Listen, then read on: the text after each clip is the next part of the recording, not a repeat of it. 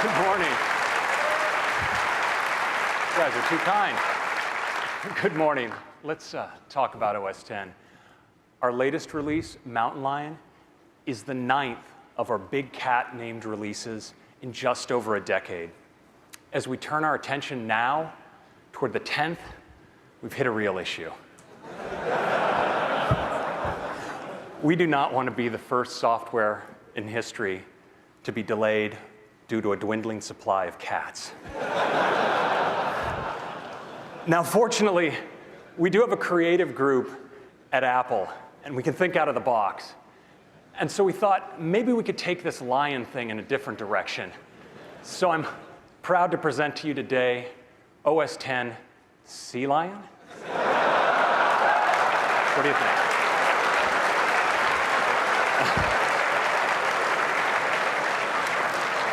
Okay, maybe not. That could be a bit of a dead end. So, in fact, we're really excited about the future of the Mac, and we want a set of names that are going to carry us for at least the next 10 years. And you know, the answer was really obvious to us. It's those places that inspire us here in California, in the place where OS X is designed and built.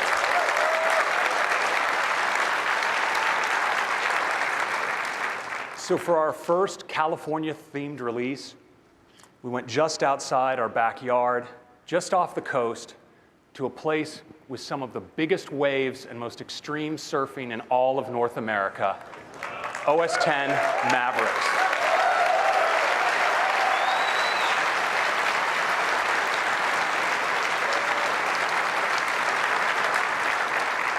Now, Mavericks is a release with deep technology focused on extending battery life and providing responsiveness.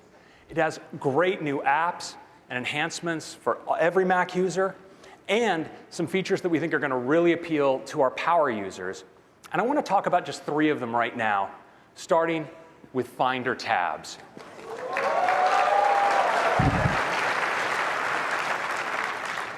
Sounds like you guys know how this is going to work.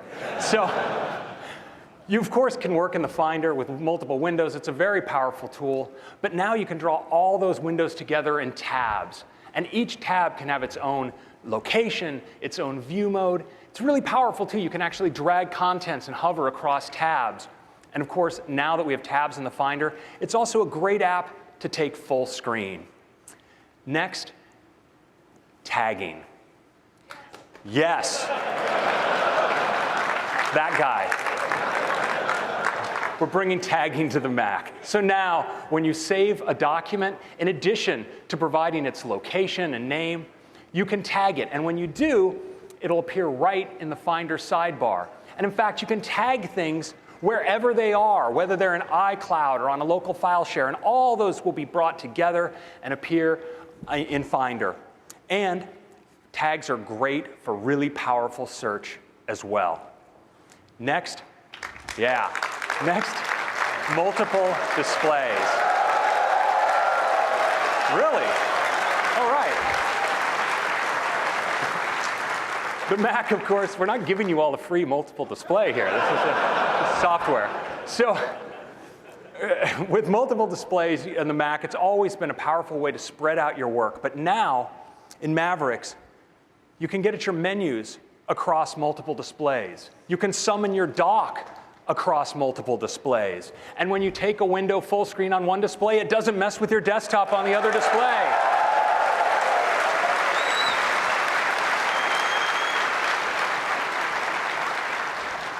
And I really love this. When you pan your spaces, you can do it independently on each of your displays. Finally, if you have an AirPlay connected HD TV, it acts as a full power separate display as well. And I'd like to show all of this to you now.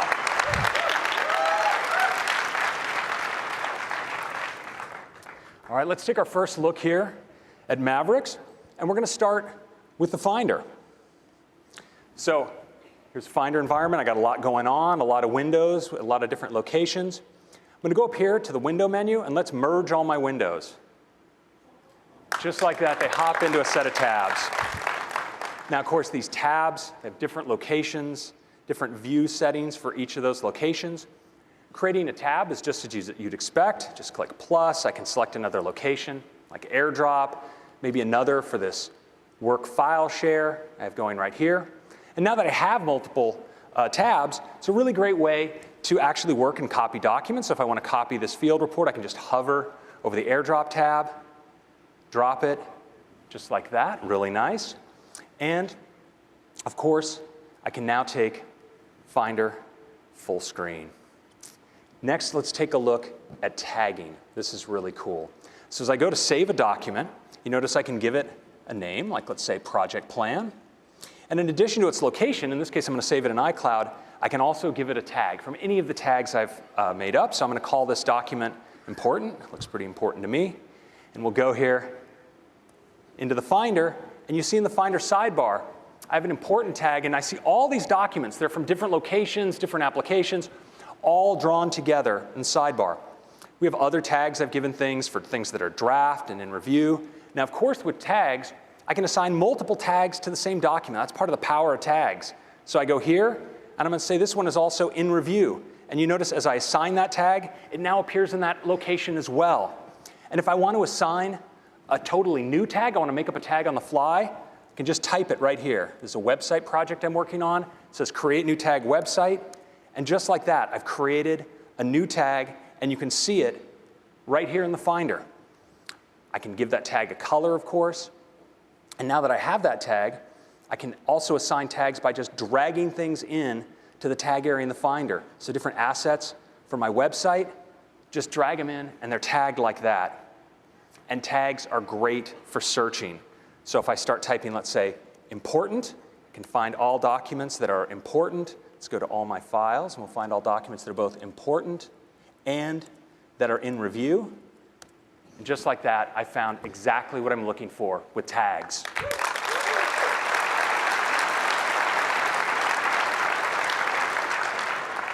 Next, let's take a look at multiple displays. I'm going to open up some of the kind of windows that I'm often working with. We'll open up iPhoto here, maybe a keynote presentation.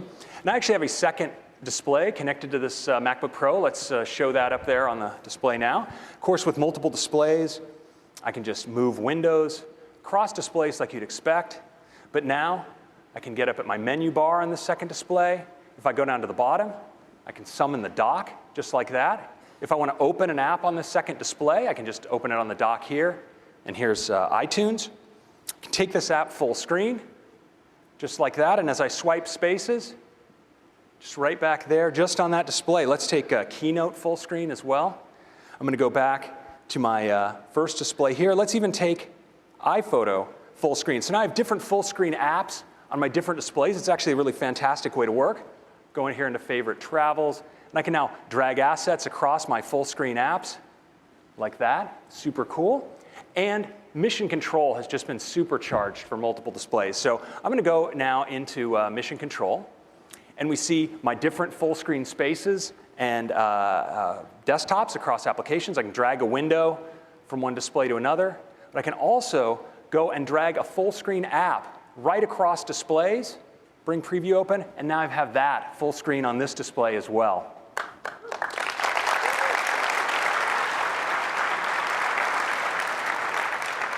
Finally, I actually have an Apple TV around here. Let's bring that into play. So here's my Apple TV. Now, this is pretty over the top. So I can actually go here into AirPlay. I'm going to connect to this Apple TV. So now it's a full power display as well. You can see I have my menu bar and my dock. I can go over here and get at my dock here. And I can go into Mission Control even. And I can go get a window across that other display. We'll just drag Keynote over here, right onto my Apple TV, and open it up. There it is, full displays in Mavericks.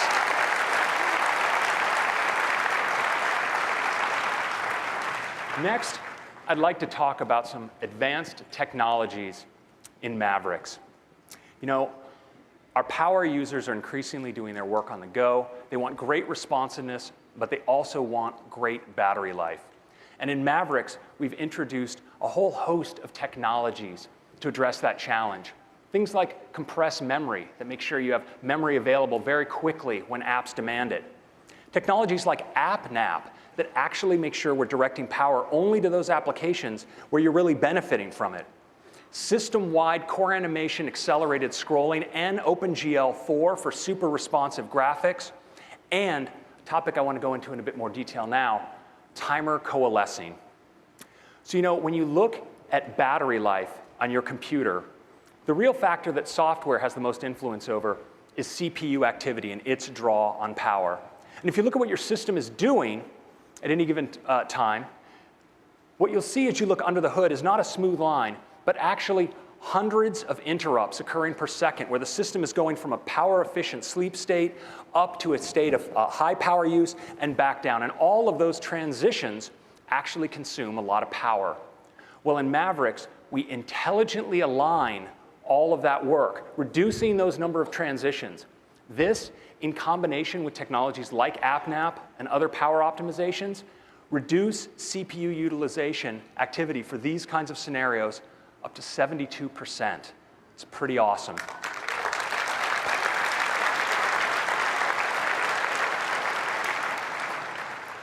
Next, let's talk about compressed memory. Nothing affects the performance of your Mac, the responsiveness more of a Mac that's under load than its ability to provide free memory to an app. Now, typically, when you look at your app runtime, all your memory isn't active. In fact, a subset of your memory is actively being used, and others is memory we have to keep around but isn't being used by the app. Well, now, if you open a document, your system is going to need to get free memory, and it does that in the past by writing those inactive bits of memory out to disk, and that's a slow process. Now, with compressed memory, we're able to rapidly compress the inactive memory, making free space available almost instantaneously to the application. This can have great effects on responsiveness of systems under load. You see 1.4x kinds of improvements, even on fast SSD systems for activities like opening new documents or reactivating an application, and up to 1.5x improvement for waking a system from standby. These are just two of many improvements to power and performance in Mavericks. Next, let's talk about Safari. In the last decade of life, Safari has focused not just on providing the easiest to use and most elegant browsing experience, but also the most innovative. These are the kinds of innovations that Safari has brought: private browsing, blocking of third-party cookies for privacy, making the web easier to read with features like Reading List, and the HTML5 audio and video tag, all Safari firsts. And the engine in Safari, WebKit, is used by over 1.5 billion devices. Well, in Mountain Lion, we're making Safari even better. We have a great, clean new homepage with top sites. From there, you can get at a great sidebar where you have access to all of your bookmarks, and you can browse right from your bookmarks.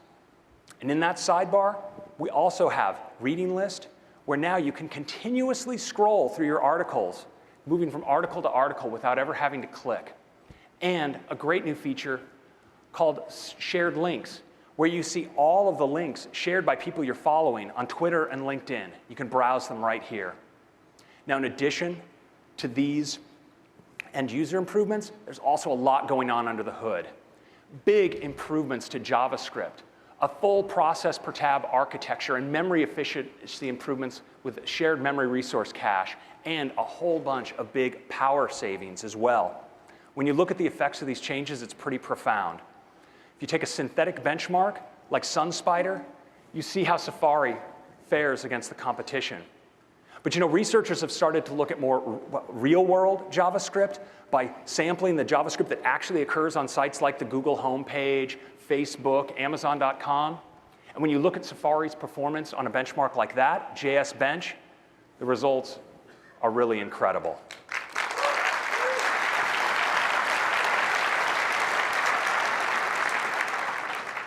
Safari is also awesome when it comes now to memory usage, using way less memory than the other browsers, which means more memory for you to browse with more tabs and do more on your system. And when it comes to energy use, it's not even close. Safari uses way less energy than Chrome, and when you compare to Firefox, it's just kind of sad. So that's Safari. I'd love to give you a demo of some of our advanced technologies in Safari right now.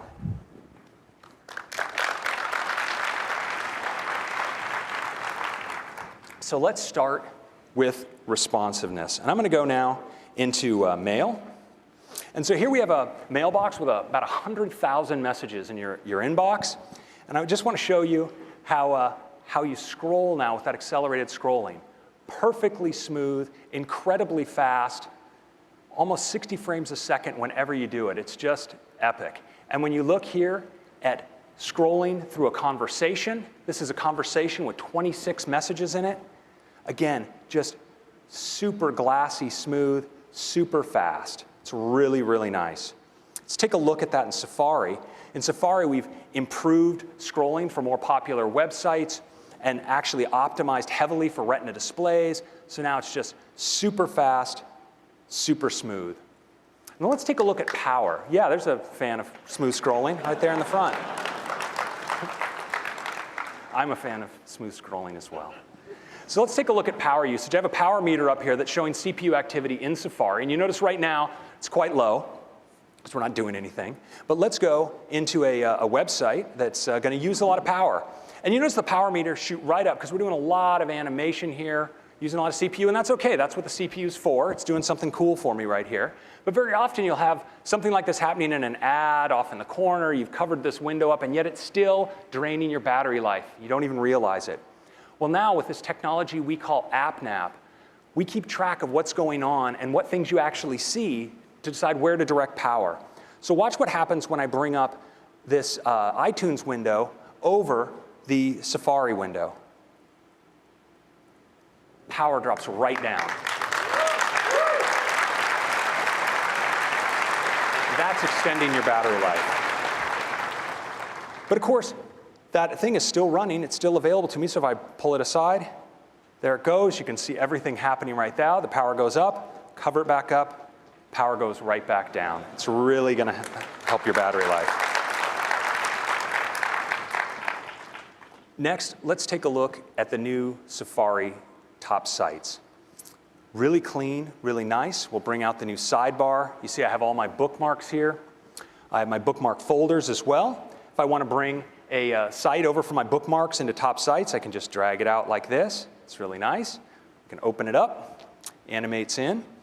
From the sidebar, we also have access to our shared links. So you see sites that I'm following here on Twitter and LinkedIn. You can click on a link that's been shared, loads it up. I can even retweet it right here if I wish. And we now have one-click bookmarking. So I'll just click this plus, and it's going to hop right in to my reading list right there. Let's go take a look at my reading list. You can see all the articles I've added here to my reading list. I want you to watch how scrolling works, because now when I scroll and I'm reading through one article, I read this is great, really enjoying it, get to the bottom, there's the next article. I can just scroll right through to the next article just like that. Awesome. We also have a beautiful new look for Reader. Here's Reader. And I'm going to bring up I can actually close up my sidebar here. And now as I scroll reading, and I just want to read from one article to the next, it's just like that. Super clean and super nice. And that's Safari in Mavericks. I think you're going to like it.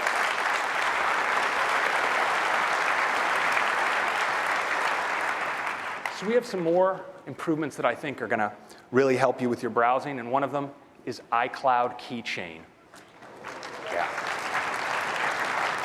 You know, to really be secure these days, you want to have a different, complex password for every site where you have a login. But this inevitably brings up the question, what's my password? And these solutions are not recommended. There is a better way. With iCloud Keychain, we can remember your website logins, your credit card numbers, even your Wi-Fi networks, and they're always encrypted, synced across all of your systems, so they're always available to you. Now, when you go sign up for a website, you can, of course, enter your own password, and we'll remember it, but as well, Safari can auto-suggest a password for you. You don't have to remember that, but it'll enter it in for you, and then sync it across all of your systems and log in for you from then on.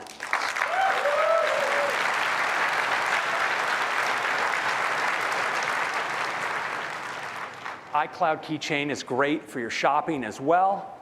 When you come to a credit card field, you can suggest any of your remembered credit cards, select one, and it'll just enter it in for you just like that, along with your expiration date.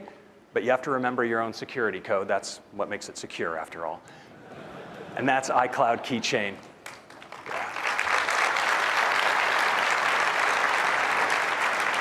Next, some improvements to notifications. So now with notifications on the Mac, if you're a Californian like me, you'll often get this kind of notification. Hey, want to go surf these 30-foot waves? And your response surely is to mouse over the notification and immediately right there reply, yeah, sure, I'm going to surf that 30-foot wave. You can reply right inside the notification. And you can do this for things like email and quickly delete email you might not want to deal with without even having to go to mail. If you get a FaceTime call, you can respond saying, hey, I'm going to call you later, or remind without having to pick up the call. It's really handy. We also handle a new kind of notification. So if you have an app today that sends push notifications to iOS devices, well, now you can sign up to receive those push notifications on your Mac as well, whether Safari is running or not.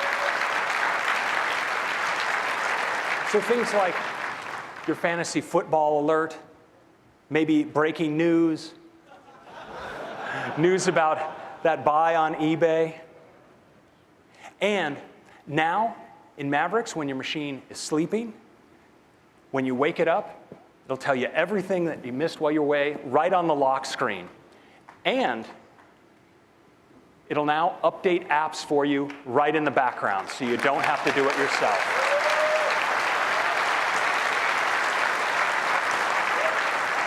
So that's notifications. Next up, calendar. Let's take a look.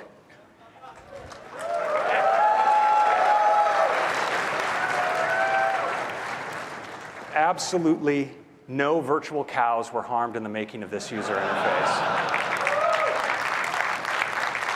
We're going to be adding that one to our environmental checklist, trust us. So in addition to that, you have your Facebook events right on your calendar if you wish. And we have a great new inspector that's even aware of things like location, travel time, and weather. And that's your calendar.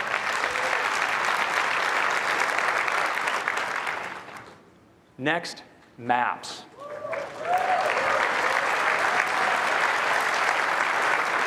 The Maps team has been making great improvements to the data in Maps, and Mac users are going to benefit because we have this fantastic new Maps app. Of course, with your street maps, you have your 3D, beautiful flyover data, search for points of interest, great info cards. You can get turn-by-turn directions. And my favorite part, when I have a route that I've set up on my Mac, and now it's time to go, you can just click right up here and send it right to my iPhone, where it'll appear right on my lock screen.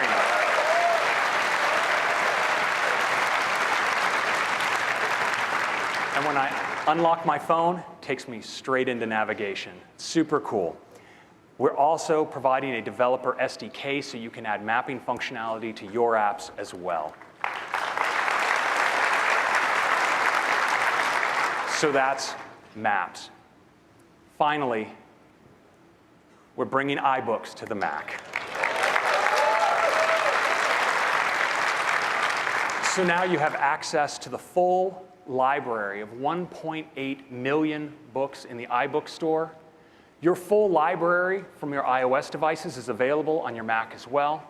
It's a great environment for reading. It's also a great environment for taking notes. And it supports iBooks textbooks. They're beautiful, and they're interactive. I'd love to give you a demo of all of this right now.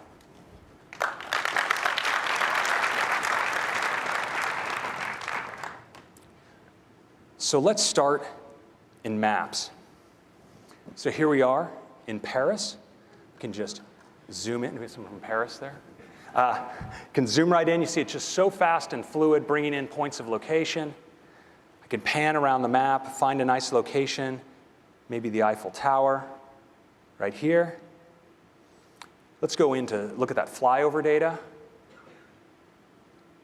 So we can see the Eiffel Tower. Can go into tilt it over. It's the Eiffel Tower right there. The flyover data is just beautiful. And, of course, I can even rotate around Paris. Look, you can even see through the Eiffel Tower as it rotates into the area of the city below. The data is just gorgeous, the new flyover data. It's really amazing on your big Mac display. Of course, we support great search for points of interest. So if I want to go to lunch, maybe at, I'm told this is Guy Savoy. We'll go to Guy Savoy. We have these great info cards with reviews, photos. I can add a site to my bookmarks just like this. And it's now synced across all my devices, so this location is available to me, of course, on my phone. Because this is a Mac, I can tear these off. So if I'm planning a trip, I can set aside some things of interest. I can, of course, get directions. Let's do that here, directions from the Eiffel Tower. And when I'm ready to go, I can send it right to my phone, like this. And that's Maps.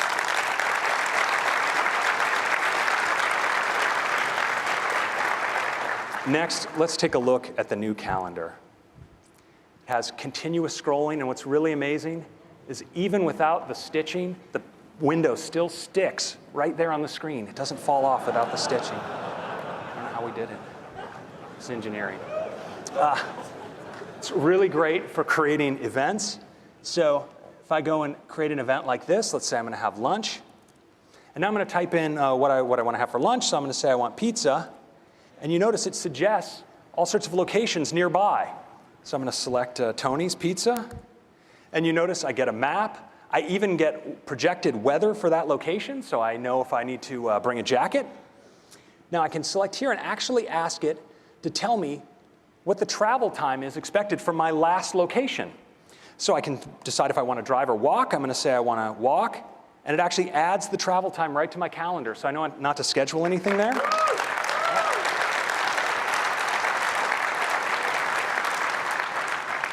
And I don't have to remember because I can ask to be notified when I need to leave, and I'll get a notification both on my Mac and on my phone as well. So that is Maps.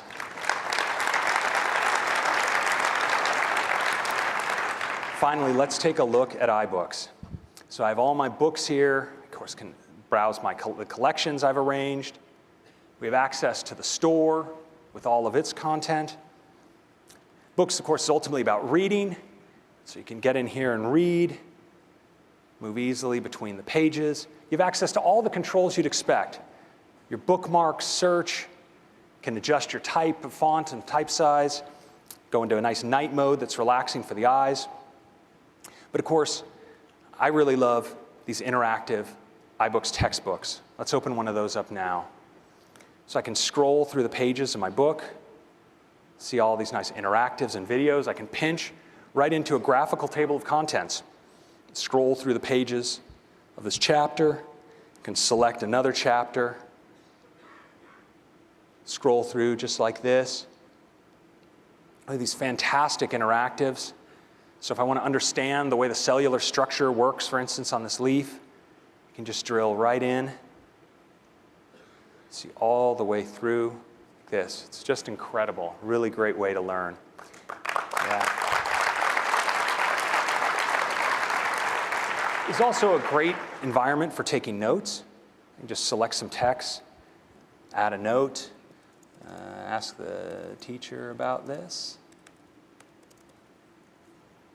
Take a note like that. Because it's a Mac, of course, I can just stretch out, get a sidebar where I can see all my notes in the sidebar, which is really convenient, just like this. We also have a great view with a sidebar to show all your notes, and you can use them to navigate your book. When it comes time to study, we have these great study cards. You can just flip through them, use all your notes, study, just like that. And that is iBooks in Mavericks. So Mavericks continues making your digital life follow you easily from device to device. So now your books are available on whatever device you choose to read them on. Remembers what page you're reading. We now remember your passwords, so they're available to you across all your devices, even now your bookmark location and travel routes. Mavericks is a fantastic release. It's full of some great features for power users, deep technology to extend your battery life and improve system responsiveness, and some great features for everyone. For those of you developers, we have a preview available for you today.